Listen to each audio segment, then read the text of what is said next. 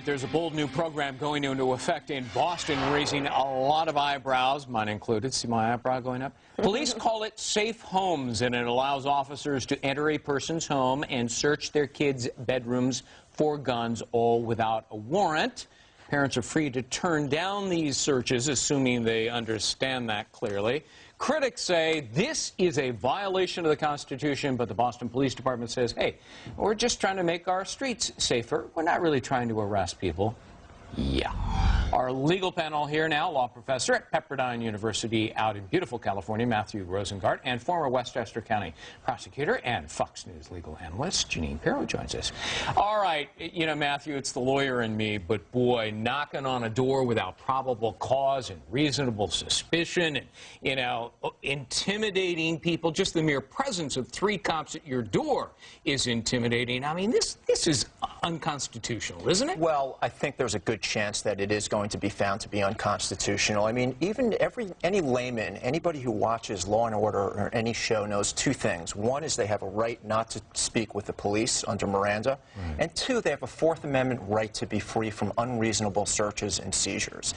This program is clearly an effort to end-run the Constitution, and even if the police play by the book and try to get consent for a search, because there are circumstances, of course, where warrants are not necessary, it's clear that this is ripe for abuse. People will undoubtedly be intimidated.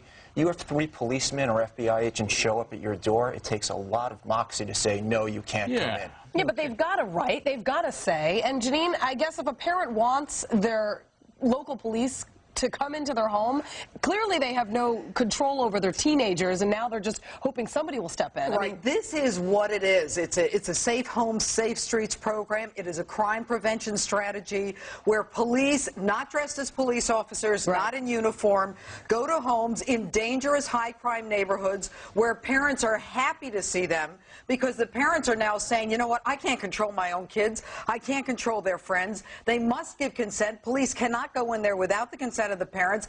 And, by the way, they've agreed not to prosecute any of these kids. When I was the DA, one of the things I did was buy back guns from kids. No questions asked. I gave them CDs. I gave them money. I gave them sneakers. We've got to get guns off the street. Yeah, and you know what? This is smart policing. There's a bunch of caveats here, Matthew, and one of them is they will prosecute if they find a gun that's connected to a crime. but they're not supposed to go into homes if it's connected with a crime. They've already What said they will. happens? But if they find a gun that's in a home that's connected to a crime, then they're going to prosecute. If they find a gun, sure. But think about it from the police officer's perspective. What happens if they go in and they find a bag of crack cocaine? What if they find They've marijuana? already said what they're about not the going 4th to Amendment? take it. Well, no, it doesn't tell much. Here's the bottom line. They said we're not going to take small amounts. We What's know a small that amount? small. Tell me what a small They amount have is. talked about an 10 ounce grams, of marijuana. 15 grams? They talked about an ounce. They've got their own guidelines. What about half an ounce? And here's the bottom line. Is it okay for them They're not to seize half an ounce? looking for drugs. They are looking for guns. Is it okay for them not to seize half an ounce? People are being killed every day. We are the most violent country in the Western world. We have got to come up with some smart policing to protect innocent people. How would you This is not a violation of the 4th Amendment. The consent search is an exception to the 4th Amendment. Jeanine, how would and the you like it? exclusionary rule, and as a judge I ruled on this, 3 cops show up. They may be in plain clothes, but they're knocking on Jeanine Pirro's door, and they flash their badges, and they want to come on in. You're a little intimidated, aren't you? And maybe a little upset about it. Well, and that's why they tell you you do not have to agree to this consent search.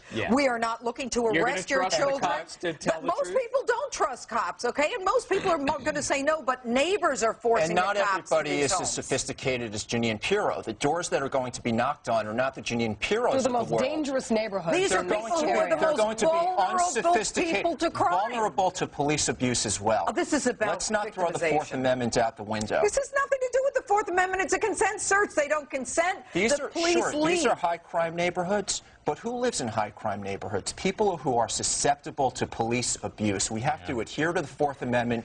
We have to adhere to the 5th Amendment. Crime prevention program sounds great. The Patriot Act sounds great. We have to abide by the Constitution. Jeanine Pirro, Matthew Rosengart, thank you very much. Thank you. Lively debate as always. Great to have you both. Thanks.